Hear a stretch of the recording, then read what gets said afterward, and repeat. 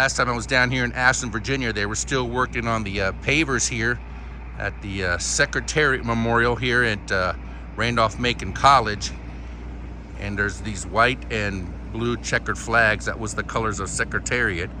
And there's the bronze statue. This thing is probably 12 feet or so.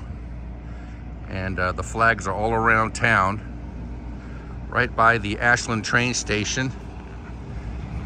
And there's a plaque over here. I'll read a little bit of it. Secretariat, America's Super Horse and Virginia Pride. Secretariat was born on March 30th in 1970 at the stables just down the road from here that was established back in 1936. Secretariat's 1973 Triple Crown records have never been broken as of 2023. And in 1972 and 73 was named Horse of the Year. Hey everybody, it's Mark the Lost Trevor, and it's train time. Well, I'm in Ashland, Virginia today, and we're going to catch a couple heritage units, which I haven't seen in a while. And as you see behind me there, the Secretariat statue, that was pretty cool to see. But we're waiting on some heritage units, and I'm not sure how long we're going to stay, maybe just a few hours. So let's check out some trains.